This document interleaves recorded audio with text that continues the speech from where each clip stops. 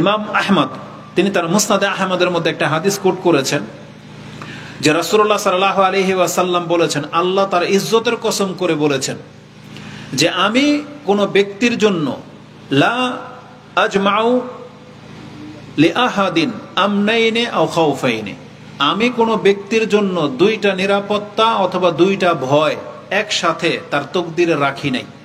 তার মানে যেই ব্যক্তি দুনিয়াতে নিরাপত্তা পেয়ে গেছে, যেই ব্যক্তি আল্লাহকে ভয় করেনি, কিয়ামতে তাকে আল্লাহ নিরাপত্তা দিয়ে দিবেন এমন না। মান খাফানি আমানতুহু ইয়াউমাল কিয়ামা, আল্লাহ বলেছেন যেই ব্যক্তি আমাকে দুনিয়াতে ভয় করে চলেছে, মরার পরে ওকে আমি নিরাপত্তা দিয়ে দিব। কারণ দুনিয়াতে ও স্বাধীনভাবে ঘুরে নাই, ও ভয়ে ছিল যে আমি এটা করতে পারবো না, এটা আমার বাধা, এটা হারাম। তো যেহেতু ও দুনিয়াতে আমাকে ভয় করে চলেছিল, আল্লাহ বলেছেন মরার পরে আর ওর কোনো ভয় নেই। লা খাউফুন আলাইহিম ওয়ালা হুম ইয়াহজানুন। আল্লাহ কিছু সৎকর্মের উপরে ভিত্তি করে কোরআনে এই আয়াতটা রিপিট করেছেন, বারবার করেছেন, লা খাউফুন আলাইহিম ওয়ালা হুম ইয়াহজানুন, যে আল্লাহ বলেছেন যে তারা ভয়ও পাবে না, তাদের কোনো চিন্তাও নেই। এই ধরনের আয়াত কয়েকটা উদাহরণ দিয়ে আপনাকে দেখেন। আল্লাহর ওলিদের সম্পর্কে বলেছেন আল্লাহ।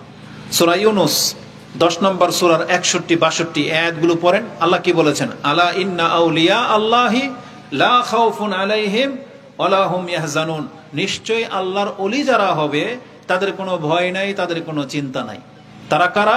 আল্লাযিনা আমানু ওয়া কানু ইয়াত্তাকুন, যারা আমাকে ভয় করে চলে, আমার প্রতি ঈমান এনেছে এবং ভয় করে চলে, তাকওয়া অবলম্বন করে, তারা হচ্ছে আল্লাহর ওলি। তা আল্লাহ বলেছেন যারা আমার ওলি হতে পারবে, বন্ধু হতে পারবে, তাদের কোনো ভয় নাই, তাদের কোনো চিন্তা নাই। কেন বলেছেন আল্লাহ এটা? কারণ আল্লাহর ওলিরা দুনিয়াতে ফ্রিডম ভাবে চলতে ফিরতে পারে না, কারণ তারা তাদের নাফসকে আল্লাহর কাছে বিক্রি করে দেয়। আল্লাহর কাছে তাদের নাফসকে জিম্মি করে দেয় যে আমি এখন আমার রবের ইচ্ছাধীন চলবো, তিনি আমাদেরকে যেটা হারাম করেছেন সেটা মেনে চলবো, যেটা হালাল করেছেন সেটাই শুধু গ্রহণ করব। এটা হচ্ছে আল্লাহর ওলিদের বা মুমিনদের গুণ। আল্লাহ এই জন্য বলেছেন যারা এমন, তাদের কোনো ভয় নাই, তাদের কোনো চিন্তা নাই। কারণ কিয়ামতের পরে কি হবে? তাদের যে ভয় ছিল দুনিয়াতে, সেই ভয়টা আল্লাহ দূর করে দিবেন। কোরআনে আল্লাহ সুবহানাহু ওয়া তাআলা আরেকটা আয়াতে এরকম বলেছেন যে যারা বলবে এটা, যেটা আপনি সূরা ফুসসিলাত হামিম সাজদা 41 নম্বর সূরা 30-31 নম্বর আয়াত আল্লাহ কি বলেছেন? ইন্নাল্লাযিনা ক্বালু রাব্বুনাল্লাহু সুম্মা ইসতাকামু, নিশ্চয়ই যারা বলে আমার প্রতিপালক আল্লাহ, তার মানে আমি আমার রবকে, আল্লাহকে রব হিসেবে মেনে নিয়েছি। সুম্মা ইসতাকামু, এবং এই কথার উপরে সে বলবৎ থাকবে, এর খেলাফ সে করবে না। রব মানে কি? মানে যিনি সব কিছুর ক্ষেত্রে আপনার মালিক, আপনাকে সৃষ্টি করার ক্ষেত্রে, মেরে দেওয়ার ক্ষেত্রে, আপনার রিজিকের ক্ষেত্রে, আপনার চাহিদার ক্ষেত্রে, আপনার প্রয়োজনের ক্ষেত্রে, যা কিছু আছে আপনার জীবনের ঘাটতি এবং বাড়তি, সব কিছুর নিয়ন্ত্রক, সব কিছুর রক্ষক একজন, তিনি হচ্ছেন আল্লাহ।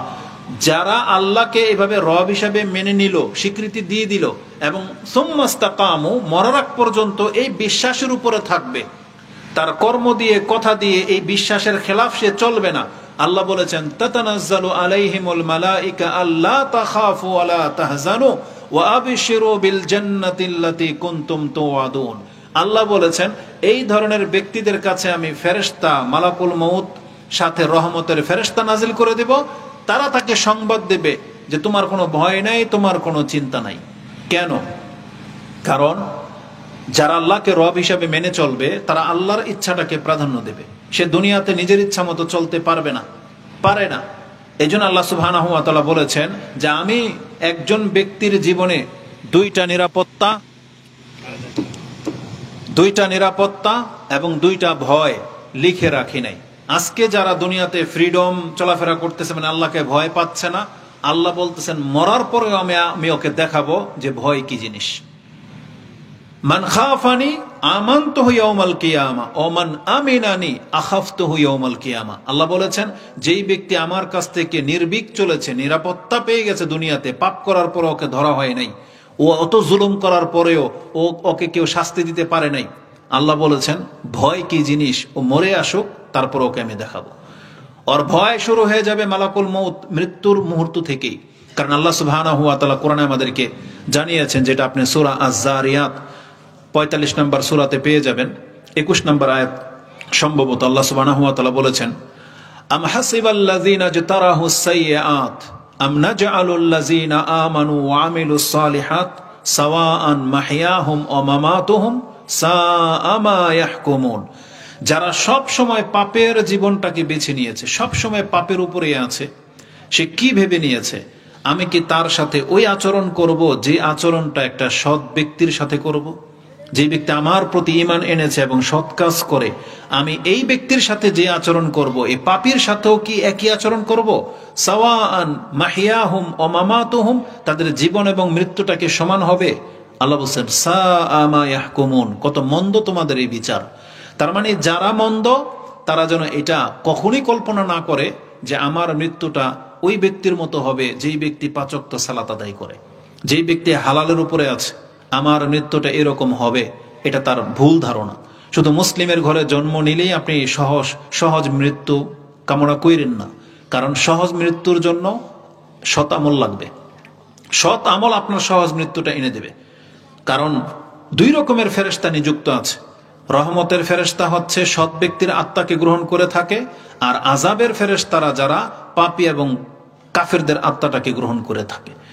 এই জন্য আল্লাহ সুবহানাহু ওয়া তাআলা বলে দিয়েছেন এই 2 ব্যক্তির জীবন এক না। তো যারা দুনিয়াতে ফ্রিডম লাইফটা বেছে নিয়েছে তারা কিয়ামতের মাঠে বুঝতে পারবে মরার পর থেকেই, মরার সময় থেকেই যে জীবনটা কত কঠিন। যারা দুনিয়াতে হালাল ভাবে আছে কিন্তু কষ্টে আছে, কারণ স্বাভাবিক একটা মানুষ যখন নিজের সমস্ত ইচ্ছাটাকে বিসর্জন দিয়ে, আমার ইচ্ছা হচ্ছে যে আমারও যদি একটা গার্লফ্রেন্ড থাকতো, আমারও যদি একটা বাইক থাকতো, আমারও যদি এরকম একটা স্ট্যাটাস থাকতো, আমিও যদি এখন এটা করতে পারতাম, এটা খেতে পারতাম, যার এটা ইচ্ছা, কিন্তু এটাকে প্রত্যাখ্যান করে দিয়ে ও দাড়ি রেখে নিয়েছে, টাকনার উপরে প্যান্ট পরতেছে। যদিও এগুলো কিন্তু মানে অনইসলামিক রূপ না। দাড়ি রাখাতে আমাদের মানে স্মার্টনেস কমে গেছে এমনও কিন্তু না, জাস্ট এটা আমাদের ফিল হয়, মানে অন্তরে শয়তান ওয়াসওয়াসা দেয় ওকে একটু গেও লাগতেছে বা কিছু। কিন্তু বাস্তবিক অর্থে আমরা কিছু দাড়িওয়ালাদেরকে দেখেছি, সুবহানাল্লাহ, তাদেরকে আল্লাহ এতটা সুন্দর করে সৃষ্টি করেছেন যে তাদের সমতুল্য কোনো মহিলাও হইতে পারেনি পৃথিবীতে। আপনাকে যদি 2 একটা নাম বলে দেই তা আপনি বুঝতে পারবেন যে তারা কারা। এই পৃথিবীতে আল্লাহ সুবহানাহু ওয়া তাআলা যত কিছুকে সুন্দর করে সৃষ্টি করেছেন, যাদেরকে দেখে আপনি ক্রাশ খেয়ে যান, আপনি জেনে নেন, আপনি হয়তো ভুলে গেছেন, পৃথিবীতে আল্লাহ এমন কিছু পুরুষ সৃষ্টি করেছেন সৌন্দর্যতায় কোনো মহিলাও তাদের বরাবর হইতে পারেনি। সৌন্দর্যতার দিক থেকে কোনো মহিলাও তাদের বরাবর হইতে পারেনি। 2 একজন নাম বলতে পারবেন? বলেন তো। ইউসুফ আলাইহিস সালাম। তার মানে একটা নাম কমন, আপনি জানেন যে ইউসুফ আলাইহিস সালাম, কিন্তু ইউসুফ আলাইহিস সালামের চাইতেও সুন্দর পৃথিবীতে মানুষ ছিল এবং আছে, যেমন মুহাম্মদুর রাসূলুল্লাহ সাল্লাল্লাহু আলাইহি ওয়াসাল্লাম। আরেকজন আছে যেগুলো হাদিস দ্বারা, তাদেরকে তো আমরা দেখি নাই, আমরা তো কথা বলবো বর্ণনার ভিত্তিতে, তাই না? ইউসুফ আলাইহিস সালামের প্রত্যেকটা ভাই সুন্দর ছিল, এটা জেনে নেন। ইউসুফ আলাইহিস সালামের প্রত্যেকটা ভাই সুন্দর ছিল, যেটা কোরআনের বর্ণনা দিয়ে প্রমাণ পাওয়া যায়। ইউসুফ আলাইহিস সালামের পিতা, তিনি তার ভাইদেরকে বলেছিলেন যে তোমরা মিশরের এক দরজা দিয়ে ঢুকবা না, কারণ কি তোমরা পৃথক পৃথক দরজা দিয়ে ঢুকবে। তার মানে এত সুন্দর তারা ছিল, সম্ভাবনা আছে জাদু বা নজর লেগে যেতে পারে। এই জন্য তার ভাইদেরকে বলা হয়েছিল তোমরা পৃথক পৃথক দরজা দিয়ে ঢুকবে। তার মানে ইউসুফ আলাইহিস সালামের প্রত্যেকটা ভাই সুন্দর ছিলেন। দ্বিতীয়ত আদম আলাইহিস সালাম, যেটা আপনি সালামের অধ্যায়ের মানে আদম আলাইহিস সালামের যে হাদিস তিরমিজিতে আছে, প্রথম যখন আদম আলাইহিস সালামকে সৃষ্টি করা হয়, তার অন্তরের ভিতরে যখন রূহ ফুঁকে দেওয়া হয়, তখন তিনি শায়িত অবস্থায় ছিলেন, শুয়েছিলেন। যখনই তাকে রূহ ফুঁকে দেওয়া হয় ব্রেন থেকে, তার কোমর পর্যন্ত আসতে না আসতে তিনি উঠে বসতে চেয়েছিলেন, কিন্তু উনি সক্ষম হন নাই। এই জন্য আল্লাহ সুবহানাহু ওয়া তাআলা বলেছেন আদম সন্তানকে খুব তাড়াহুড়া প্রবণ করে সৃষ্টি করা হয়েছে। এখন পর্যন্ত আত্মা তার পুরো শরীরে ছড়াই নাই, তাতেই তিনি হামাগুড়ি দিয়ে উঠতে চেয়েছিলেন। এই জন্য বলা হয়েছে যে মুসলিমরা বা মানুষ সব ক্ষেত্রে খালি তাড়াহুড়া করবে। আল্লাহ তার জন্য যে ফয়সালা সিদ্ধান্ত রেখেছেন সেটার উপরে সে স্থির থাকে না, সবকিছুর ক্ষেত্রে তাড়াহুড়া, দোয়ার ক্ষেত্রে পর্যন্ত তাড়াহুড়া।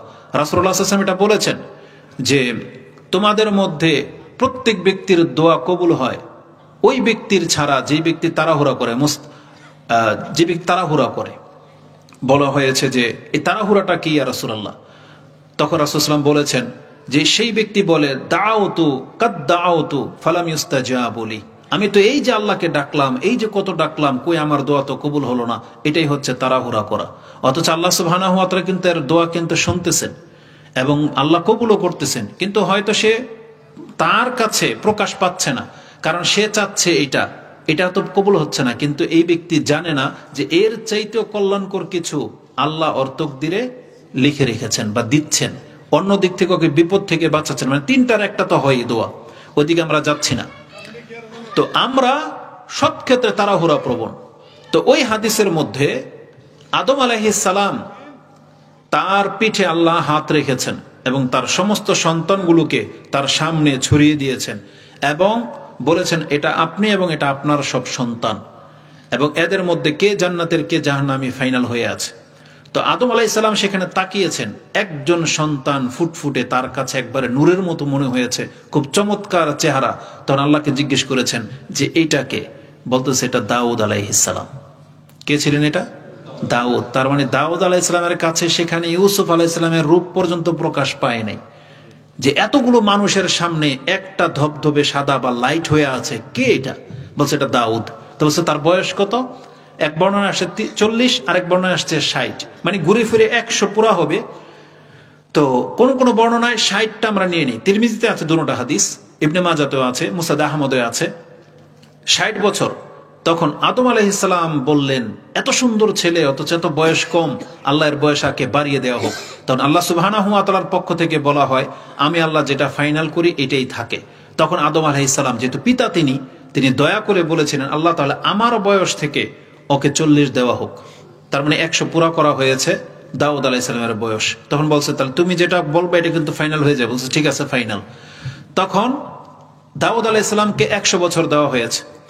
আদম আলাইহিস সালামের বয়স যখন 40 বাকি আছে, মৃত্যু এখনো মানে হয়ে যাবে, তখন মালাকুল মউত তার কাছে এসেছে, বলছে আপনার সময় শেষ, আপনাকে এখন মরতে হবে। বলছে না, তুমি ভুল বলতেছো, কারণ আমার তো 1000 বয়স আল্লাহ দিয়ে রেখেছেন, আমার এখনো 40 বছর বাকি।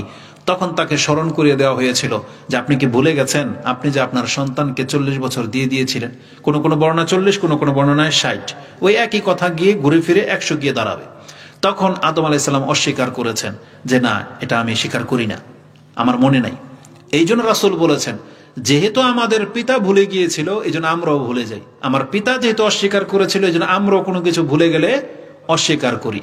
এই জন্য আল্লাহ সুবহানাহু ওয়া তাআলা আমাদেরকে বিধান জারি করেছেন যে লেনদেনের ক্ষেত্রে অল্প হোক আর বেশি হোক তুমি লিখে রাখার ব্যবস্থা করবে, এটাই তোমার কল্যাণ। কারণ আমরা ভুলে যাই, আর ভুলে গেলে কিন্তু অস্বীকার করা হবে। এই জন্য দেখেন আমাদের মধ্যে কত হয় এরকম 50-100 টাকা কমে নিয়েছেন, ভুলে গেছেন, ডাইরেক্ট বলবে যে কবে, মিথ্যা, কবে, আমার স্মরণ নাই, অস্বীকার করবেন। তো আমাদের এই নেচারগুলো, এই খারাপ এগুলো আসছে, এটা জেনেটিক রোগ।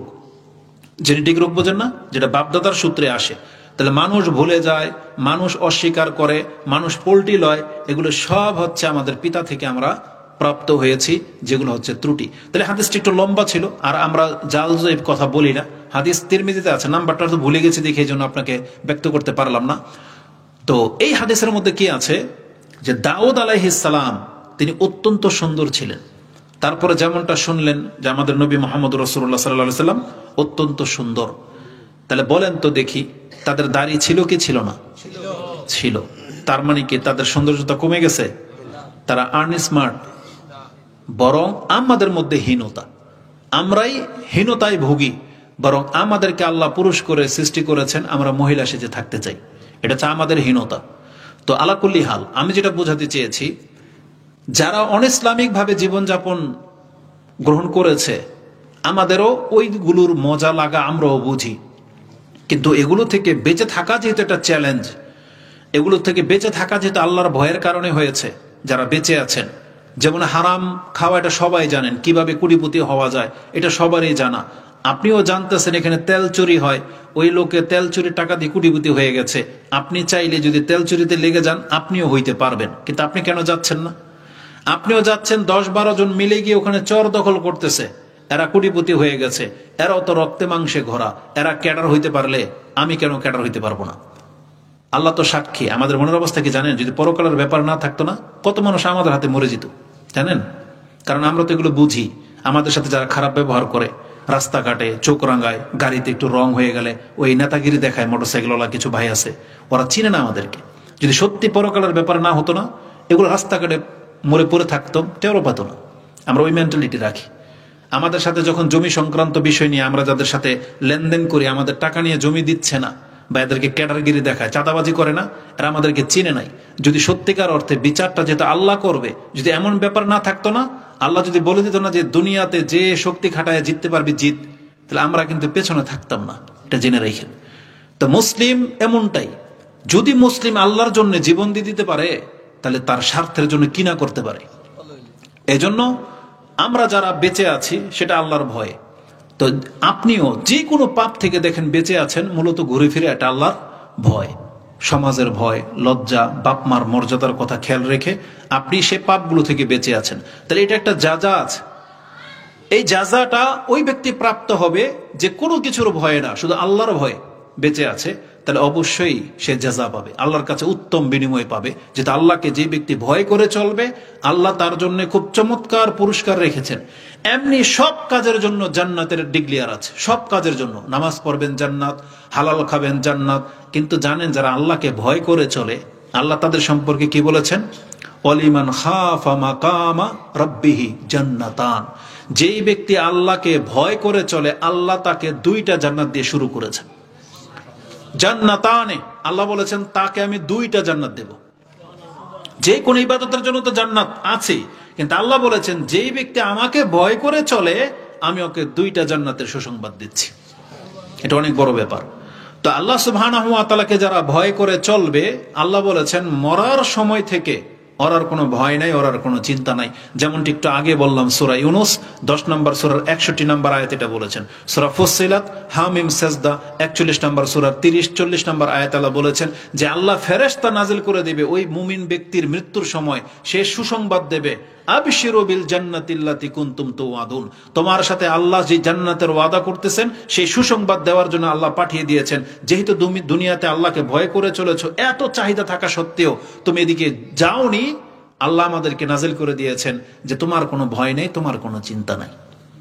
এজন্য আল্লাহ সুবহানাহু ওয়া তাআলা বলেছেন, দুনিয়াতে যারা ফ্রিডম লাইফটা নিয়ে নিয়েছে, ওকে আমি দেখাবো যে পরকালে ভয় কি জিনিস।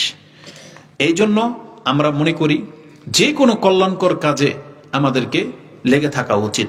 এটা আল্লাহ সুবহানাহু ওয়া তাআলা কোরআনে অনেক জায়গায় দেখবেন বলেছেন, লা তাখাফু ওয়ালা তাহজানু, এইভাবে বলা হয়েছে। তাদের ভয় নেই, তাদের কোনো চিন্তা নেই। আরেকটা আয়াত নিয়ে নেন, আল্লাহ সুবহানাহু ওয়া তাআলা বলেছেন, এবং এই আয়াতটা, এই কথাটা আল্লাহ এই 1400 বছরে নাজিল করেন নাই, বরং যেই দিন পৃথিবীতে মানুষের কদম ফেলবে সেই দিনই আল্লাহ মানুষকে এই কথাটা জানিয়েছেন। সেটা হচ্ছে আমাদের পিতামাতা আদম আলাইহিস সালামকে আল্লাহ এটা জানিয়েছেন এই পৃথিবীতে পা ফেলার আগে, যে ইম্মা ইয়াতিয়ান্নাকুম মিন্নি হুদান ফামান তাবিআ হুদায়া ফালা খাউফুন আলাইহিম ওয়ালা হুম ইয়াহজানুন। আল্লাহ বলেছেন তোমরা যখন পৃথিবীতে বিচরণ করবা, গোমরা হবা, আমার পক্ষ থেকে একটা হেদায়াত তোমাদের কাছে আসবে। যেই ব্যক্তি আমার এই দেখানো হেদায়াতটাকে অনুসরণ করবে, তাদের কোনো ভয় নাই, তাদের কোনো চিন্তা নাই। যেটা আপনি সূরা বাকারা 2 নম্বর সূরার 37-38 নম্বর আয়াতে পেয়ে যাবেন, যে আল্লাহ বলেছেন যেই ব্যক্তি আমার হেদায়াতটাকে অনুসরণ করবে, সেই ব্যক্তির কোনো ভয় নাই, সেই ব্যক্তির কোনো চিন্তা নাই। অতএব আমরা যারা দুনিয়াতে আল্লাহ সুবহানাহু ওয়া তাআলার হিদায়াতকে অনুসরণ করে চলবো, এখানে ভয় আছে। কি ভয়? আল্লাহর ভয়। এজন্য আল্লাহ বলেছেন ইত্তাকিল্লাহ, তুমি সব ক্ষেত্রে আল্লাহকে ভয় করে চলবে। এটা আল্লাহ যেমন আমাদেরকে উপদেশ দিয়েছেন, তেমনি মুহাম্মদুর রাসূলুল্লাহ সাল্লাল্লাহু আলাইহি ওয়াসাল্লাম তিনি যে কোনো ক্ষেত্রে উপদেশ দিতে গেলেই আল্লাহর ভয়টাকে সবার প্রথম তুলে ধরেছেন। তার খুতবায় তিনি যখন কোনো সোলজার পাঠাতেন, সেখানেও তিনি কমান্ডারকে প্রথম আল্লাহর ভয়ের কথা বলতেন। যেমন মুআজ ইবনে জাবালকে তিনি ইয়ামান দেশে দাওয়াতি কাজ করতে পাঠালেন এবং বললেন যে খুজ মিন আমওয়ালিহিম সাদাকাতান, তাদের আমল থেকে আপনি সাদাকা গ্রহণ করেন, এবং এই ক্ষেত্রে ইত্তাকিল্লাহ, তুমি আল্লাহকে ভয় করবে, তাদের ভালো ভালো মালগুলো বেছে নিবা না। তাহলে একটা রাষ্ট্রের নায়ক একটা প্রতিনিধিকে উপদেশ দিয়ে পাঠাচ্ছেন যে তুমি জুলুম করবা না, আল্লাহকে ভয় করবে। তারপর রাসূলুল্লাহ সাল্লাল্লাহু আলাইহি ওয়াসাল্লাম মুআজ বিন জাবাল তাকে, এবং তিনি আবু যার এবং মুআবিয়া না আবু মুসা আশআরী, প্রত্যেক সাহাবীর ক্ষেত্রে এই উপদেশ আছে। আবু যার রাদিয়াল্লাহু তাআলা আনহু রাসূল সাল্লাল্লাহু আলাইহি ওয়াসাল্লাম বলতেন, ইয়া আবু যার ইত্তাকিল্লাহা হাইসুমা কুনতা, তুমি যেখানে থাকো না কেন আল্লাহকে ভয় করে চলবে। ওয়াতবিইস সাইয়্যাতাল হাসানাত তামহুহা, আর যখনই তোমার দ্বারা কোনো ভুল ভ্রান্তি হয়ে যাবে সাথে সাথে চেষ্টা করবে একটা ভালো কিছু করে নেওয়া। একটা ভালো কাজ করে নিলে এর আগে তোমার দ্বারা যে অপরাধটা হলো, এই ভালো কাজটা তোমার এই অপরাধের পাপটাকে মিটিয়ে দেবে। তার মানে একটা মানুষ যখনই কোনো চলতে ফিরতে মূর্খামি করে, অজ্ঞতা করে, কোন একটা গর্হিত কাজ তার দ্বারা হয়ে যায়, ছোটখাটো পাপ হয়ে যায়, তার উচিত তার পরপরই একটা ভালো কিছু করে নেওয়া। কেমন পাপ কেমন ভালো কাজ? যেমন একজন সাহাবী, তিনি তার কন্ট্রোলিং হারিয়ে ফেলেছে, একটা সুন্দরী রমণীকে দেখে জড়িয়ে ধরেছিল রাস্তার কোন একটা জায়গায়। তার কাছে এটা অত বড় পাপ মনে হয়েছে, তিনি রাসূলুল্লাহ সাল্লাল্লাহু আলাইহি সাল্লামের কাছে এসেছেন যে তাহহিরনি ইয়া রাসূলুল্লাহ, আমার দ্বারা অপরাধ হয়ে গেছে, আমি অনেক বড় জুলুম করে ফেলেছি। তখন রাসূলুল্লাহ সাল্লাল্লাহু আলাইহি ওয়াসাল্লাম কোন একটা নামাজের ওয়াক্ত ছিল, তখন তার সাথে সালাত আদায় করলেন, যোহরের সালাত ছিল সম্ভবত। রাসূলুল্লাহ সাল্লাল্লাহু আলাইহি সাল্লাম তাকে বললেন, তুমি কি আমাদের সাথে সালাত আদায় করেছো? বলছে না ইয়া রাসূলুল্লাহ। বলছে এই নামাজ তোমার এই পাপটাকে মিটিয়ে দিয়েছে। তো এই কথা শোনার পরে ওমর রাদিয়াল্লাহু তাআলা সম্ভবত বলেছেন, ইয়া রাসূলুল্লাহ, এটা কি শুধু তার জন্য খাস? তখন রাসূল বলছেন, না, এটা আমার উম্মতের জন্য। এই মর্মে আল্লাহ কোরআনের আয়াত নাজিল করে দিয়েছেন। সেই আয়াতটা সম্ভবত আপনি সূরা হুদ 11 নম্বর সূরার 114 নম্বর আয়াতে পেয়ে যাবেন। যে আয়াতের মধ্যে আছে, আল্লাহ বলেছেন, ওয়া আকিমিস সালাতা তারাফা ইন-নাহারি ওয়া যুলাফাম মিনাল লাইল ইন্নাল হাসানাতি ইউযহিবুনাস সাইয়্যাত যালিকা যিকরা লিয-যাকিরিন। হয়ে যাচ্ছে, আমরা যদি ভালো কিছু করি তাহলে এর আগে যে মন্দটা হয়েছিল এই মন্দটা মিটে যাবে। এজন্য আমাদের দ্বারা, যেহেতু বর্তমানে ফিতনার যুগে যখন তখন পাপ হচ্ছে, যখন তখন কানের মধ্যে গান ভেসে আসে, যখন তখন বেপরদা মহিলা সামনে চলে আসে, অন্তত পক্ষে আমাদেরকে অন্তর থেকে এটাকে ঘৃণা করতে হবে এবং মুখে অন্তত বলতে হবে আস্তাগফিরুল্লাহ। এটা একটা ভালো কাজ। তাহলে আস্তাগফিরুল্লাহ বলার কারণে আপনার এই মন্দ দৃষ্টিটা মাফ হয়ে যেতে পারে।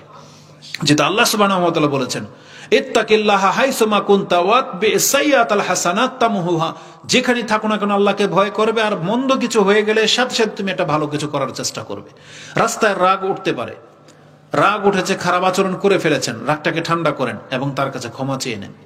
এই ভালো কিছুটা আপনার এই মন্দটাকে মিটিয়ে দেবে। কিন্তু সব সময় নিজেকে ওই মূর্খামির উপরে রাখবেন না, গোরামির করা ছাড়তে হবে।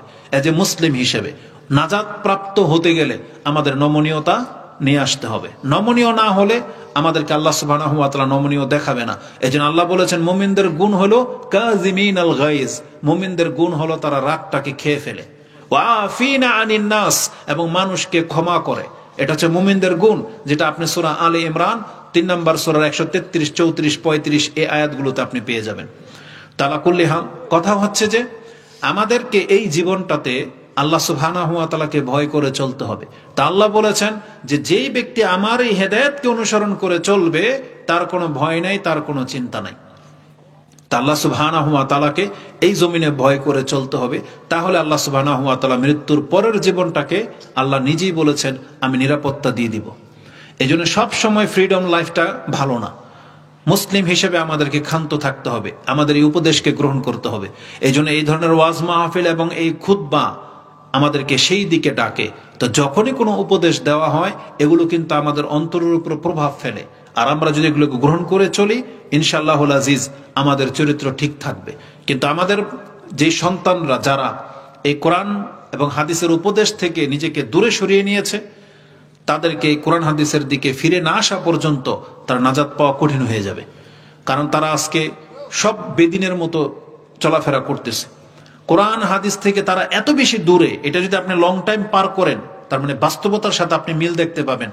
যেই সব ছেলেপেলেরা মাদ্রাসায় পড়ে, বিষয়টা এখানে শুধু মাদ্রাসার না, আপনি ট্রাই করে দেখতে পারেন স্কুল কলেজেও যদি কোরআন হাদিস চর্চা করানো হয় তাহলে দেখবেন স্কুল কলেজের ছেলেদের মধ্যেও মাদ্রাসার ছেলেদের মতো শিক্ষা কাজ করবে, অ্যাটিটিউড কাজ করবে। সেটা কি?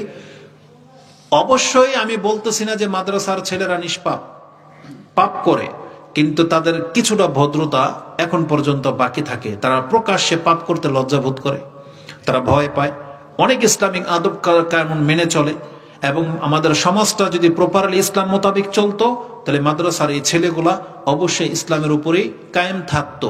কিন্তু স্কুল কলেজের ছাত্রদের সংখ্যা বেশি হওয়াতে তাদের পুরো পৃথিবীতে বিচরণ দেখে অনেক সময় মাদ্রাসার পড়ুয়া সন্তানগুলো পর্যন্ত লাইন হারা হয়ে যায়। কোরআন হাদিস জানার পরেও পাপ করে, প্রেম করে, এই ফেসবুক টেসবুক সব চালায় এবং চ্যাট করে। কেন? তাদের এই পরিবেশ তাদেরকে সৎ থাকতে দিচ্ছে না। তো স্কুল কলেজের মধ্যে যখন কোরআন হাদিসের চর্চাই করা হয় না, তাহলে আপনি দেখতে পাবেন যে ইসলাম থেকে তারা কত দূরে সরে গেছে, বহু দূরে সরে গেছে। যত কাছাকাছিতে কোরআন হাদিসের আসা যাবে তত বেশি তাদের মধ্যে কল্যাণ ঢুকবে। এই জন্য আল্লাহ সুবহানাহু ওয়া তাআলা আমাদেরকে সতর্ক করে জানিয়েছিলেন অতীতের একটা ঘটনা। সূরা হাদিদ 17 নম্বর সূরার 16 নম্বর আয়াতটা আপনি দেখেন।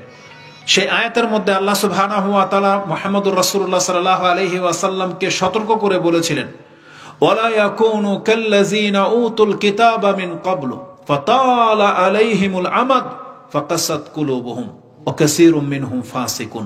আল্লাহ বলেছেন, হে নবী, আপনার উম্মতের লোক যেন এটা কখনই হয় না যে তারা যেন কোরআন হাদিস থেকে লম্বা সময় পার না করে। কেন? কারণ আপনার পূর্বের যে জাতিকে আমি আমার পক্ষ থেকে ওহী করেছিলাম তারা একটা লম্বা সময় এই কোরআন হাদিস থেকে দূরে ছিল। তারা তাওরাত, ইনজিল মানে আসমানি কিতাবের শিক্ষা থেকে নিজেকে অনেক দূরে অবস্থান করেছিল। তাআলা আলাইহিমুল আমাদ বলা হয়েছে, একটা লম্বা সময় তারা পার করেছে, যার ফলে তাদের অন্তর শক্ত হয়ে গেছে। ও কাসীরুম মিনহুম ফাসিকুন, এবং তাদের অধিকাংশগুলো পাপী হয়ে গেছে। আজকে আমাদের মুসলিম সন্তানগুলো পাপী হয়ে যাওয়ার পেছনে মূল কারণ কি? এটাই মূল কারণ, তারা কোরআন হাদিসের শিক্ষা থেকে অনেক দূরে। তাদেরকে আল্লাহর ভয় শেখানো হয় না, হালাল হারামের তামিজ তাদেরকে শেখানো হয় না, বরং ইসলাম যেটাকে হারাম বলেছেন তারা এটাকে রোমান্স বলে। যেটাকে ইসলাম কি বলেছেন? হারাম, যে এইভাবে নির্জনতা হারাম, এভাবে কথা বলা হারাম, বা এই কাজটা হারাম, কিন্তু স্কুল কলেজের শিক্ষকরা এটা শিখায়, প্রমোট করে, যেটা হচ্ছে রোমান্স, এটা হচ্ছে স্বাধীনতা, এটা হচ্ছে ব্যক্তির চাহিদা। এই জন্য তাদের পাঠ্যসূচি বইয়ের মধ্যে পর্যন্ত কিভাবে ফিলিংস জাগে এটা টিচাররা শিক্ষা দেয় ছোট ছোট মেয়েদেরকে, যে এইসব কথা বলতে লজ্জা পেতে হয় না, এগুলো তোমার ইচ্ছা, এগুলোকে এইভাবে প্রমোট করতে হয়, এভাবে অ্যান্সার করতে হয়। তারা শিক্ষকরা এগুলো শিখায়। কেন হয়েছে এটা? কোরআন হাদিস থেকে দূরে থাকার কারণে। কারণ তাদের ওই তামিজটা নাই, যেটা হালাল না হারাম সে তামিজ নাই। তারা দেখবেন খাবার ক্ষেত্রে কোনো হালাল হারাম বাঁচে না। ডান হাত কি আর বাম হাত কি, তারা বলে দুইটা তো একই, দুইটা নাকি একই। কেন যেন আমাদের সন্দেহ হয়, বাথরুমের ভিতরে গেলে দুইটাকে একই রকম ব্যবহার করে কিনা আল্লাহই জানে। তো বিচিত্র কিছুই না, কারণ যেহেতু এদের কাছে সব হচ্ছে নেচারগত দিক, এদের কাছে কোনো পবিত্রতা বলতে কিছু নাই। যেমন আমাদের স্কুল কলেজের বহু পোলাপানা আছেন যারা, আপনি প্রস্রাব করার সময় পানি বা টিস্যু ব্যবহার করতে হয়, আপনি এর কোনো কদর করেন না।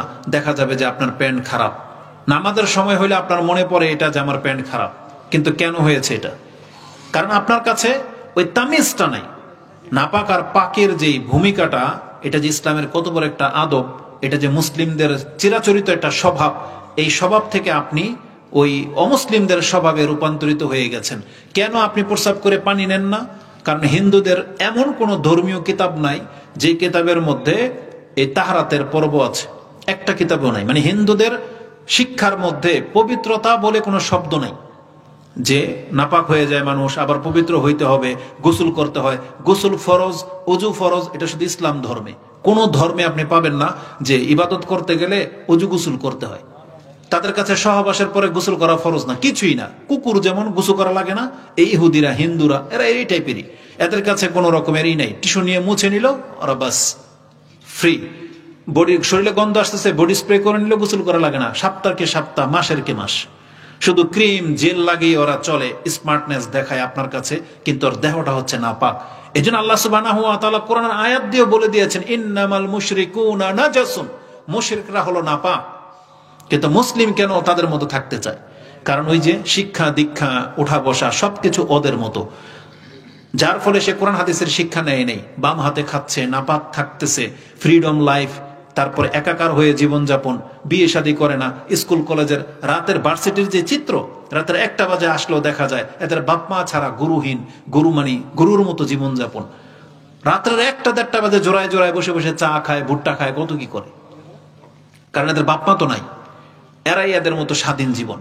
অথচ আল্লাহ সুবহানাহু ওয়া তাআলা আমাদেরকে কিন্তু এরকম লাগামহীন সৃষ্টি করেন নাই। আমাদের একটা হুদুদ আছে, আমাদের একটা কালচার আছে, আমাদের একটা সীমারেখা আছে। আল্লাহ সুবহানাহু ওয়া তাআলা আমাদেরকে বলেছেন আমরা যেন সেই সীমারেখার বাইরে কদম না ফেলি, আল্লাহর সীমানার বাইরে যেন আমরা পা না ফেলি। কারণ আল্লাহ সুবহানাহু ওয়া তাআলা আমাদেরকে জানিয়েছেন যে বান্দা তুমি জেনে নাও, আল্লাহকে যদি তুমি সন্তুষ্ট করতে চাও তাহলে একটা মাত্র ওয়ে, সেটা হচ্ছে ইসলাম। ইসলামের বাহিরে কোনো ব্যক্তি যদি জীবন তালাশ করে, আল্লাহ কোনোদিন তার কাছ থেকে সেটা গ্রহণ করবে না। এটাই কথাগুলো আপনাদেরকে কেন বলতেছি, আপনারা তো বলবেন যে আমাদের ধর্ম তো ইসলাম, হুজুর আমরা তো এটা জানি, কিন্তু এই জন্য বলতেছি আপনি মুখে বলি আমরা মুসলিমরা বলতেছি মুখে আমাদের ধর্ম ইসলাম, কিন্তু আমাদের ব্যক্তি জীবনে ইসলামের কোনো ছিটাফাটাও নাই। মাথা থেকে পা পর্যন্ত আমাদের চিরাচরিত অভ্যাসের মধ্যে ইসলামের কোনো নীতিমালা একটু আপনি প্রমাণ করতে পারবেন না। যেখানে ইসলাম জুতা পরা থেকে নিয়ে বাথরুমে কিভাবে বসতে হবে সেই শিক্ষা পর্যন্ত ইসলাম আমাদেরকে দিয়েছেন, কিন্তু আমরা একটা কিছুও অ্যাপ্লাই করি না।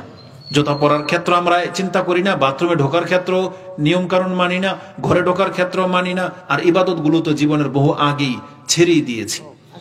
এইভাবে নাজাত পাওয়া যাবে না, কারণ আল্লাহ আমাদেরকে জানিয়ে দিয়েছেন, যেটা আপনি সূরা মায়দা 3 নম্বর সূরার 5 নম্বর সূরার 3 নম্বর আয়াত আপনি পেয়ে যাবেন। আল্লাহ বলেছেন আল ইয়াউমা আকমালতু লাকুম দীনাকুম ওয়া আতমামতু আলাইকুম নি'মাতি ওয়া রাদিতু লাকুম আল ইসলাম দীনা। এই আয়াত বহুবার শুনেছেন যে আল্লাহ বলেছেন দিন কমপ্লিট, ইসলাম পরিপূর্ণ, এটা তো শুনেছেন। কিন্তু এই আয়াতের শেষে যে কথাটা বলা হয়েছে ও রাদিতু লাকুম আল ইসলাম দীনা, আমি আল্লাহ তোমাদের উপরে সন্তুষ্ট হব এই ইসলামের ভিত্তিতে, ইসলামের উপরে আমি তোমার উপরে সন্তুষ্ট হব। ইসলাম ছাড়া অন্য কোনো থিওরির উপরে তুমি যদি চলো বা তোমার জীবন পরিচালনা করো, আমি আল্লাহ কোনোদিন আমাকে সন্তুষ্ট করতে পারবে না।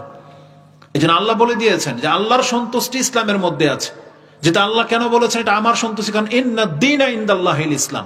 আল্লাহ বলেছেন আমার কাছে একমাত্র গ্রহণযোগ্য মনোনীত ধর্ম হচ্ছে ইসলাম।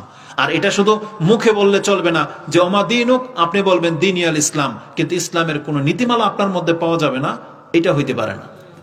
আপনাকে সব ক্ষেত্রে আপনার ধর্মটাকে প্রাধান্য দিতে হবে, তাইলে আপনি বলতে পারবেন আমি মুসলিম, আমার ধর্ম ইসলাম। নাইলে যদি আপনি দুনিয়াতে ইসলামটাকে আমল না করেন না, কবরে গিয়ে কিন্তু আপনি জবাব দিতে পারবেন না। যেই ব্যক্তিরা জীবন থেকে কোরআনটাকে সরিয়ে ফেলেছেন, আপনি আপনার জীবনের খোরাক করে নিয়েছেন আপনার গার্লফ্রেন্ডের চিঠিকে, আপনি জেনে নেন আপনি কবরে এই জবাব দিতে পারবেন না। কারণ আপনার মেসেজ যেগুলো প্রাধান্য পায় সেগুলো অন্য কিছু, কিন্তু আপনার রবের মেসেজকে একটাও আপনি পাত্তা দেননি বা প্রাধান্য দিচ্ছেন না। এটা আমাদের মহিলা পুরুষ সবার জন্য কোরআনের দিকে ফিরে আসতে হবে, নাহলে কবরে যে জবাব দিতে পারবো না, এটার বাস্তব প্রমাণ ওই হাদিসে রয়ে গেছে।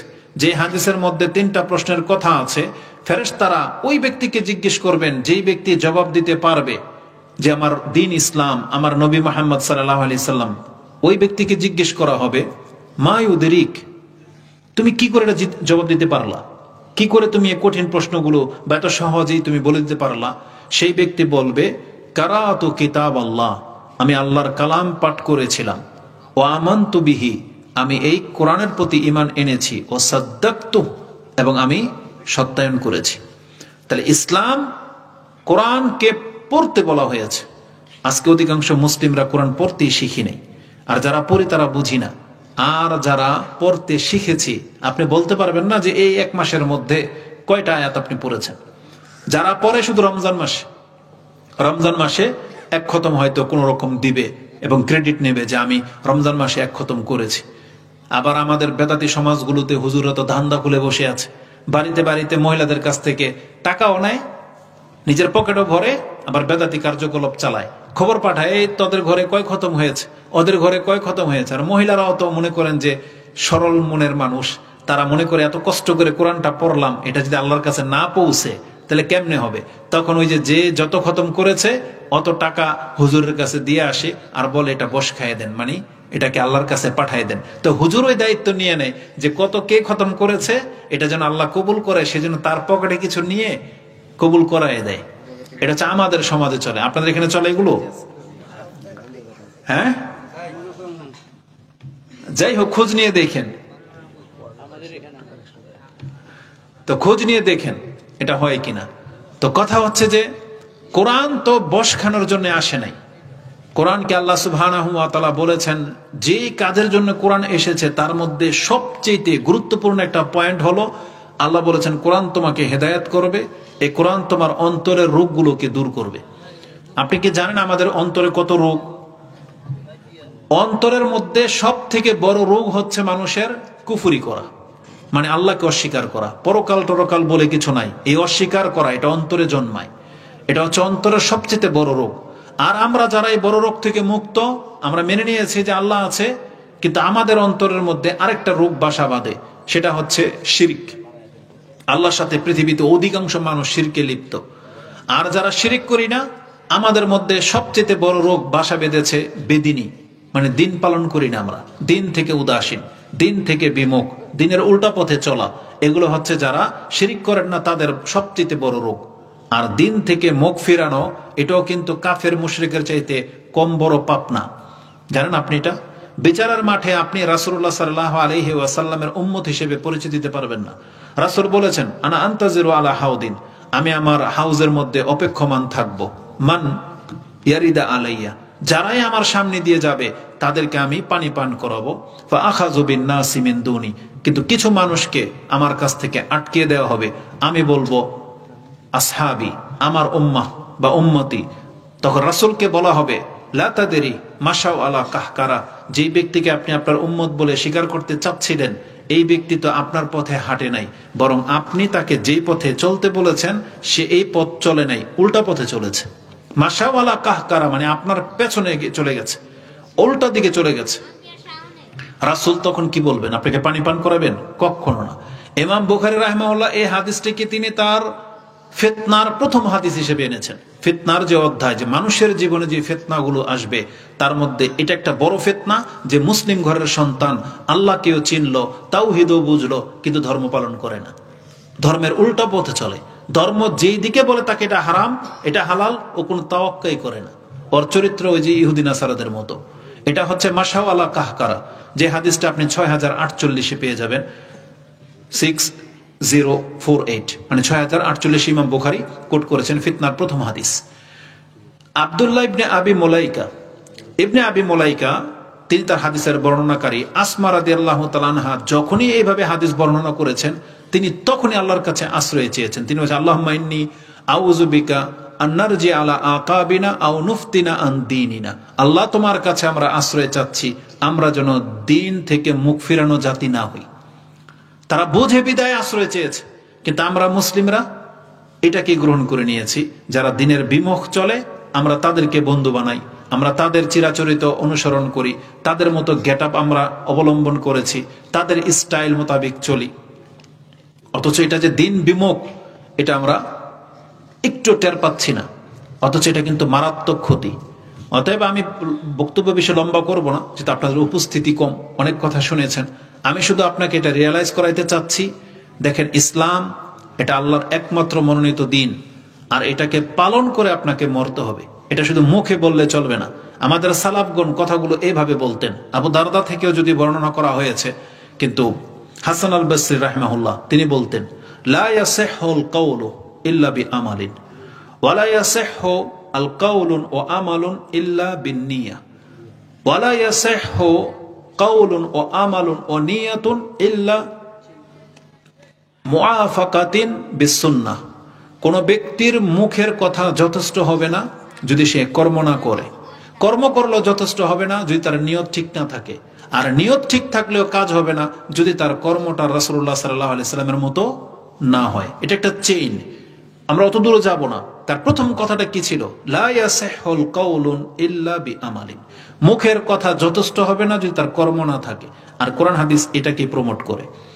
কোরআনে এটাই প্রমোট করা হয়েছে যে এক ব্যক্তি শুধু মুখে বলবে আমান্না ওয়া হুম লা ইফতানুন। আল্লাহ বলেছেন, যেটা সূরা আনকাবুতের প্রথমে পেয়ে যাবেন, আল্লাহ কি বলেছেন? আহাসিবান নাস আইয়ুতরাকু আইয়াকুলু আমান্না ওয়া হুম লা ইফতানুন। মানুষ কি মনে করে যে আমি ঈমানদার, এই কথা বললেই তাকে ছেড়ে দেওয়া হবে, তাকে পরীক্ষা করব না তার ঈমান আছে না নাই?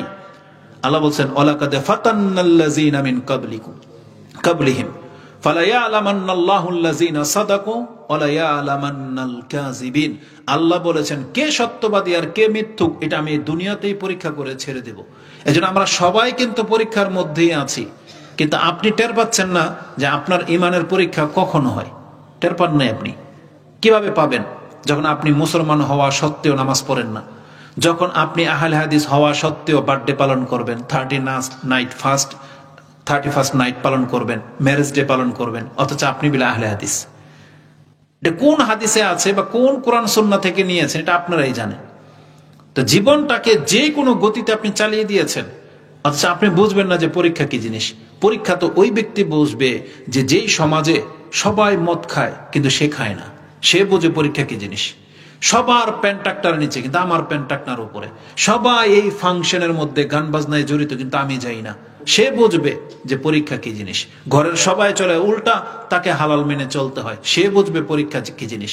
ওই মেয়েটা বোঝে যে ব্যক্তি দিন পেয়ে গেছে, সে সবার সামনে যেতে অস্বীকৃতি জানাচ্ছে, সবার কাছে বিয়ে বসতে সে অস্বীকৃতি জানাচ্ছে, সে বোঝে যে পরীক্ষা কি জিনিস।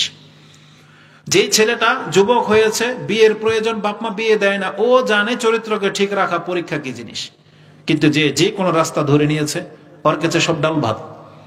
তা আল্লাহ সুবহানাহু ওয়া তাআলা বলেছেন, শুধু মুখের কথায় যথেষ্ট হবে না যে আমি ইমানদার, এটা বললে আল্লাহ ছেড়ে দিবে না তোমাকে। আল্লাহ সুবহানাহু ওয়া তাআলা প্রত্যেকের পরীক্ষা নিয়ে ছেড়ে দিবেন। আমাদেরও পরীক্ষা চলতেছে, আপনি জেনে নেন। এই মসজিদগুলো হচ্ছে আমাদের প্রত্যেকের পরীক্ষার জায়গা। এখান থেকে 5 বার কিন্তু ডাকা হয়, এবং এই পরীক্ষাগুলোর টাইমিং আছে। নামাজ কিন্তু ওয়াক্ত মোতাবেক হয়, এমন না যে সারাদিন তোমার জন্য 5 ওয়াক্ত নামাজ ফরজ, 5 ওয়াক্ত পড়ে দিলেই হলো। পরীক্ষার হলে যেমন একটা টাইমিং থাকে, 5 ওয়াক্ত নামাজের কিন্তু একটা টাইমিং আছে। একজন ব্যক্তি সূর্য উঠে গেল আর ঘুমিয়ে আছেন, আর তারপরে সূর্য উঠার পরে আপনি নামাজ পড়বেন, পরে দেখেন তো দেখি আপনার কিয়ামতের মাঠে রেজাল্টটা কি হয়। আপনাকে বলা হবে তোমাকে ডাকা হয়েছে, যখন ডাকা হয়েছে ওয়াক্ত মোতাবেক তুমি উপস্থিত হও নাই, তুমি প্রেজেন্ট ছিল না, তখন আপনার লিস্ট থেকে নাম কেটে যাবে। এটা মারাত্মক জিনিস। কিন্তু বেনামাজিরা কি মনে করে যে আজান যখন হয় এটা আমার পরীক্ষার টাইম শুরু? মনে করে না। যারা ঘুষ খায় তারা কি বোঝে যে আমার পরীক্ষার টাইম চলতেছে? যারা সুদ খায়, যারা অন্যের জমিতে এক হাত ঢুকে যায়, তারা কি বোঝে যে এটা পরীক্ষা ছিল? বোঝে না। তার মানে যার সামনে 1 লাখ টাকার বান্ডিল পড়ে গেছে ওনার পকেট থেকে, পাশের জন তুলে নিল, ওকে বোঝে যেটা আমাকে পরীক্ষা করা হইলো? ও বুঝে না। তো এইভাবে প্রত্যেকের পরীক্ষা হয়, প্রত্যেকের। আমরা সবাই পরীক্ষার মধ্য দিয়ে আছি। এই জন্য এমনিতে আল্লাহ আমাদেরকে কিন্তু ছেড়ে দিবে না। কারণ আল্লাহ সুবহানাহু ওয়া তাআলার এই ইসলামটাকে কিভাবে পরীক্ষা করা হয়েছিল, প্রত্যেকটা নবীকে কঠোরভাবে পরীক্ষা করা হয়েছিল। যদি তারা মনে করতেন যে শিক্ষা স্বীকৃতি দিয়ে দিলেই নাজাত পাওয়া যায়, তাহলে কে রক্ত ঝরলো কেন? কত সাহাবীকে হত্যা করা হয়েছে, কত সাহাবীকে। তো আমাদেরকে ইসলামটাকে বুঝতে হবে। আল্লাহ সুবহানাহু ওয়া তাআলা বলে দিয়েছেন, ইসলাম পালন করা ব্যতীত কোনো ব্যক্তির নাজাত নাই। আমাদেরকে ইসলাম পালন করে আল্লাহর কাছে মরতে হবে। কোরআনে আল্লাহ সুবহানাহু ওয়া তাআলা সূরা মাইদায় একটা কঠিন আয়াত উল্লেখ করেছেন, যেটা আপনি 68 নাম্বার 68 দেখেন। 68 নাম্বার আয়াতে বলেছেন, হে নবী আপনি বলে দেন, কুল ইয়া আহলাল কিতাবি লাস্তুম আলা শাই হাত্তা তুকিমুত তাওরাতা ওয়াল ইনজিলা ওয়া মা উনজিলা ইলাইকুম মির রাব্বিকুম। এই আয়াতটা এত কঠিন একটা আয়াত যে আল্লাহ বলেছেন, হে নবী আপনি বলে দেন আহলে কিতাবদেরকে, যারা বড় বড় কথা বলে আমরা আল্লাহর ওলি, আমরা আল্লাহর সন্তান, এগুলো যারা বলে আমরাই নাজাত প্রাপ্ত। যেমন ওদের একটা কথাকে তাওবার মধ্যে কোট করা হয়েছে, ওয়াকালাতিল ইয়াহুদু লাইসাতিন নাসারা আলা শাই ওয়াকালাতিন নাসারা লাইসাতিল ইয়াহুদু আলা শাই। যে যারা বলতো ইহুদিরা কিছু না, আমরাই জান্নাতি, ওরা বলে আমরাই জান্নাতি, আর কেউ কিছু না। আজকে অধিকাংশ মুসলিমদের চরিত্র হয়ে গেছে এমন যে মুসলিম যখন তাকবীর দিতে বলা হয় হিন্দুদের উপরে, তখন গলা ফাটিয়ে ফেলে। যে তাকবীর, একবারে লিল্লাহি তাকবীর দিলে মনে হচ্ছে যে হিন্দুকে পেলে এখন খেয়ে ফেলবে। কিন্তু হিন্দুর চেয়ে বড় পাপী। হিন্দু যেমন পাপী, এ বেনামাজি বড় পাপী, হিন্দুর মতো পাপী। যে ব্যক্তি কোরআনটাকে কোনো পাত্তাই দেয়নি, যারা আল্লাহ সুবহানাহু ওয়া তাআলার দিন প্রতিষ্ঠার নামে কিছুই বোঝে না, ও গণতন্ত্রের জন্য রক্ত দিয়ে দেয়, এই ব্যক্তি হিন্দুর মতন পাপী, কিন্তু টের পায় না। যেই ব্যক্তি ওই হিন্দুদের মূর্তির মধ্যে সেজদা তো করে না কিন্তু লাড্ডু খায়, ও হিন্দুর মূর্তির মধ্যে সেজদা করার মতন পাপী। আপনি কি মনে করেন? এই ব্যক্তি বোঝে যে এটা কি জিনিস। যখন একজন অমুসলিম যখন ইসলামের কোনো কিছুকে নিয়ে টিটকারি করে, ক্ষতি করে, তখন মুসলিমদের গা জ্বলে যে হ্যাঁ আমাদের মসজিদ ভেঙে দিল। কিন্তু বাংলার জমিনে মুসলিমরাই আরেক দলের মুসলিমদের মসজিদ ভাঙে বাংলার জমিনে। কিন্তু ও কি মনে করে এটা আমার বড় পাপ? এই যে নেটের মধ্যে যেটা দেখতে পেলাম, আফগানিস্তান পাকিস্তান যুদ্ধ লেগে গেছে, রেশারেশির কারণে মসজিদের ভিতরে বোম মেরে দিল।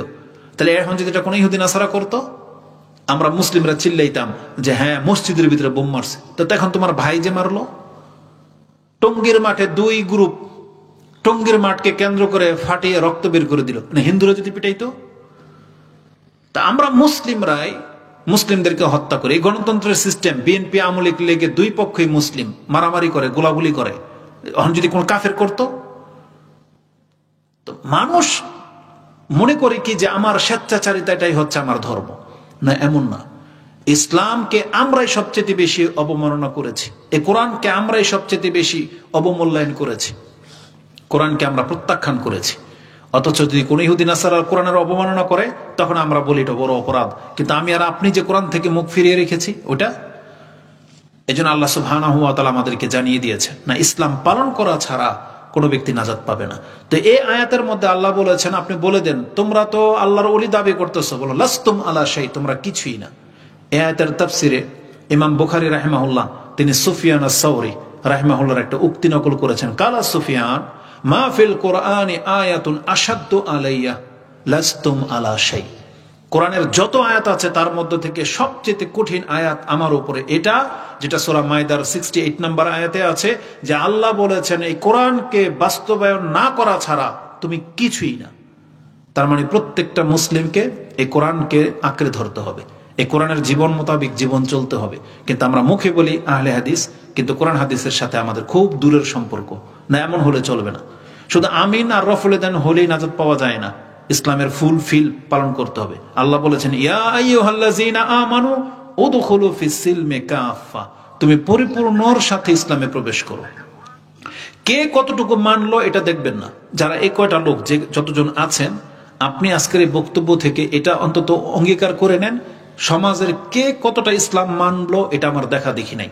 আমি কতটা জানি, এতটা আমি মানলাম কিনা, আমাদেরকে দিয়ে আমরা শুরু করি। চরিত্রগত দিক থেকে, লেনদেনের দিক থেকে কারোর সাথে কোনো লেনদেনে যদি ঘাটতি থাকে, আপনি কালকের মধ্যে তার সাথে এটার সমঝোতা করবেন, তার পাওনা তাকে চুকিয়ে দিবেন। যদি আপনি মুসলিম হন, আপনি বেনামাজি হয়ে থাকলে এখন থেকে ওয়াদা করেন, আজকে এখন গিয়ে আপনি 5 ওয়াক্ত নামাজ কাজা করবেন, করে এবং এখন থেকে আপনি নামাজি হবেন। এটা আপনার করতে হবে। যদি আপনি দাড়ি না রেখে থাকেন, আপনাকে দাড়ি রাখার অঙ্গীকার গ্রহণ করতে হবে। এটাই সবচেয়ে বড় চূড়ান্ত মানে সততা না, কিন্তু এই দাড়িটা আপনাকে অনেক ভালো কাজে সহযোগিতা করবে, অনেক পাপ থেকে বাঁচাবে। আপনার টাকটার উপরে প্যান্ট আপনাকে তুলতে হবে, এটা আপনার ধার্মিকতার পরিচয় করতে হবে। সিগারেট, বিড়ি, জর্দা, তামাক এগুলো থাকলে এগুলোকে আপনাকে ছাড়তে হবে। কারণ যে কোনো সময় আল্লাহর সাথে আমাদেরকে সাক্ষাৎ করতে হবে, যে কোনো সময় মরলেই তো আল্লাহ আমাদেরকে ধরবে। এই জন্য গন্ধ মুখ নিয়ে আপনি আল্লাহর কাছে যেন না, কারণ আল্লাহ সুবহানাহু ওয়া তাআলা উত্তম, পবিত্র, তিনি কোনো অনুত্তম বা অপবিত্র কাউকে গ্রহণ করবেন না। এইভাবে আপনাকে ভাবতে হবে। যারা মা বোনরা আছে বেপর্দা, তাদেরকে পর্দা করতেই হবে, এটা তো লাজিম। মানে এই অবস্থায় মরে গেলে তাহলে তার জীবনটা হলো পাপের জীবন। এই যে আল্লাহ কি বলেছেন, আলা আম হাসিবাল্লাযীনা ইজতারাহু সাইয়্যাত, যারা সব সময় পাপের উপরে আছে, সেটা কি করে ভাবলো যে আমি আল্লাহ ওর মৃত্যুটা সহজ করব। কিছু পাপ আছে কখনো কখনো জীবনে একবার জেনা করে ফেলেছেন, এটা অনেক বড় পাপ, তওবা না করলে কঠিন শাস্তি পাবেন। জীবনে হয়তো একবার চুরি করে ফেলেছেন, কখনো কখনো ঘটেছেন। আর যারা এই যে কন্টিনিউ বেপরদায় আছে, যে সমস্ত মহিলারা কন্টিনিউ, যারা এই যে সারাদিন নামাজ পড়েন নাই, দাড়ি নাই, হালাল হারামের খবর নাই, সারাদিন আপনি পাপের উপরে ছিলেন, যারা সিগারেট, বিড়ি, জর্দা খায়, যতক্ষণ মুখে এটা থাকবে ততক্ষণ আপনি পাপী। এই যে কন্টিনিউ পাপগুলা, এগুলো কিন্তু মারাত্মক কিছু বহন করে।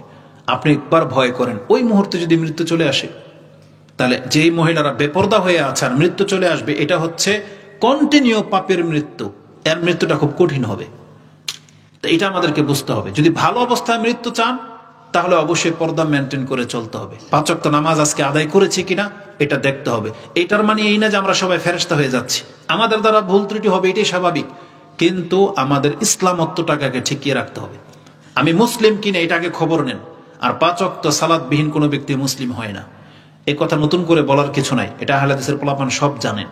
অতএব এখান থেকে আজকে আমরা ওয়াদা করব যে আমাদের ইসলাম যতটা ঘাটতি আছে, আল্লাহ এটা যেন আমরা ফুলফিল করে চলতে পারি। আল্লাহ তুমি আমাদেরকে তৌফিক দান করো এবং আমাদেরকে তওবা করে ফিরে আসার তৌফিক দান করো। এবং আমাদের ভাই সালোয়ার ভাই উঠে যাওয়ার সময় বলেছিল, যদি কারো কোনো দেওয়ার কিছু থাকে, যদি মনে করেন দিবেন, তাহলে আপনি দিতে পারেন। এটা